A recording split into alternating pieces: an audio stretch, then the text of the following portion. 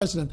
But Scott Rasmussen polls showed yesterday that President Trump's approval rating was 46%, his disapproval rating 43%, which was exactly to the date the same as President Obama's at the end of his first year. So let's talk about the Trump first year and his accomplishments. And joining us to give his take and take a look at it, 2018 is a true star. Top 10 all-time recording artist. Me and many of you are very familiar with, and no doubt as happy as me to have on the show, Pat Boone. Perhaps even more rare, Mr. Boone happens to be an activist, conservative activist who thrives in very liberal Hollywood. We'll get to that part in a little bit, but first, Pat, welcome to the show. Great to see you. Pat Boone reporting for duty, sir. You know, Pat Boone, first of all, I'm just going to start this by telling you, you know what? I don't like you. I'm sitting here at 10-degree weather here in New York City, and you're about to run out on the beach, clearly, obviously. So we're starting this interview with an enormous amount of envy. Well, I did this on purpose, just, to make you envy. It's a tennis court, and it's about 75, and it's sunny and gorgeous.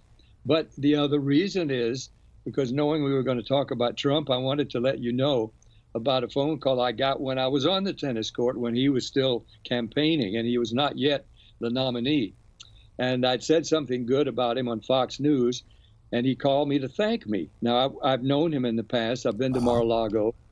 And, well, it's another old story about why I've known him so long. But still, he called me just to thank me. And I said, well, Donald, and I could call him Donald then, I said, I did say something nice, but you may not have heard my whole quote.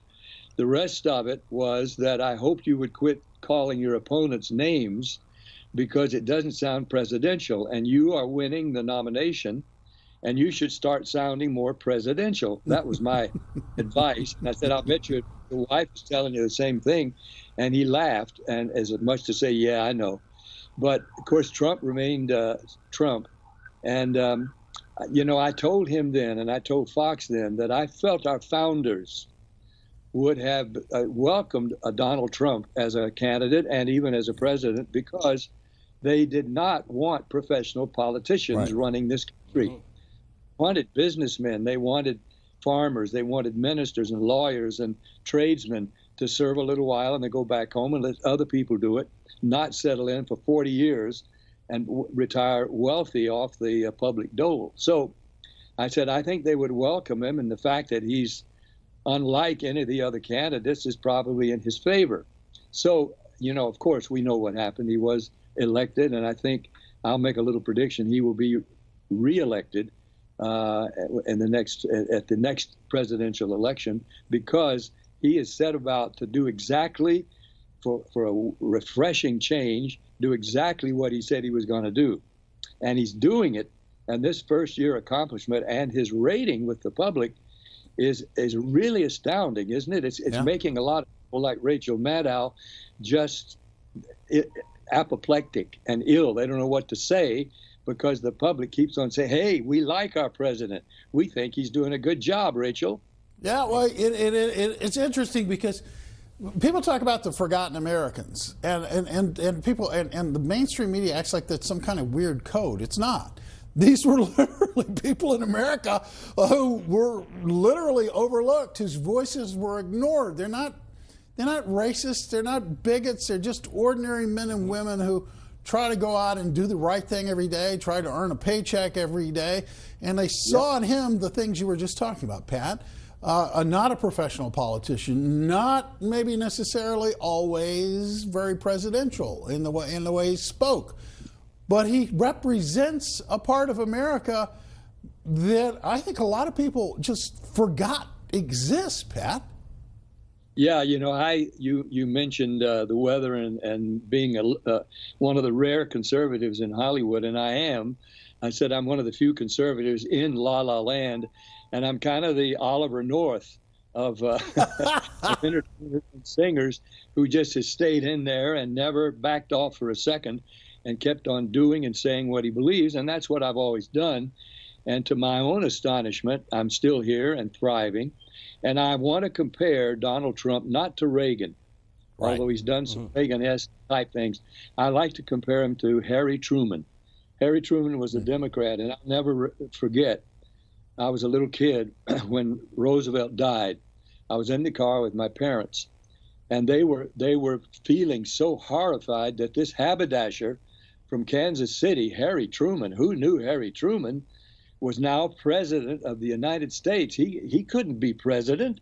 He's just a ward healer haberdasher from Kansas City. Well, turned out Harry Truman was an excellent president, and very much, I think, Trump is in his mold, because Harry Truman was known to be profane from time to time and made some very difficult decisions, like firing General MacArthur because of insubordination. And that was not a popular decision by any means. And of course, making the incredible decision to drop the first atomic bombs to end, people don't give him credit normally for ending the Second World War and saving many thousands of American lives and many more thousands of Japanese lives. Yes, there was casualties from those two bombs in Nagasaki and Hiroshima. But had it not been for those bombs, many more Americans and many more Japanese were going to die needlessly until the war came to an end. Well, it came suddenly to an end because of the decision that Harry Truman made, and he said he never lost a moment's sleep about it. Yep. And I wanted to ask you, Pat, and this is Julio Rivera, you're obviously listed as one of Newsmax's top 50 influential conservatives in Hollywood. And there's been a lot of articles written about some of the quotations that have come out of Hollywood this year. We had, Johnny Depp alluding to, when was the last time an actor assassinated a president? We've had Chelsea Handler go after Sarah Huckabee Sanders in a very disgusting way. James Woods has basically kind of retired from active, going into movies and making movies and such, because he's being sort of blacklisted. What do you think is going to happen as a result of Trump if he remains, for 2 terms? Will the perception change? Will Hollywood change because of the Trump presidency, and will they start to accept conservatives? Now, this is where Trump reminds me of Ronald Reagan, because I was a Reagan supporter when he first ran for governor of California, and everybody was putting him down. An actor? He's just a B actor. How can he possibly beat Pat Brown? How can he be governor of this state? Well, there weren't many conservatives or actors in his corner. There was Piper Laurie, there was Wendell Corey, and Victor Jory. It was Jory, Corey, Laurie, and Boone, like a band. And we were it. And nobody else in the Hollywood community supported him. But when he won, and then he was so popular by the end of his first term, all of a sudden, all the actors, Frank Sinatra, Dean Martin, Sammy Davis, they all came out of the woodwork, even John and Roy Rogers, and they all came out saying, hey, we were always for our buddy Ron. No, they weren't. But Ronald Reagan came on and did what he and Sessue Hayakawa, if you remember. He was the education guy out here. And when the students were taking over college campuses and even the president's offices, Reagan stopped them dead in their tracks and said, anybody that does this kind of thing is out. You don't go to a state college or university and act like that. So shape up.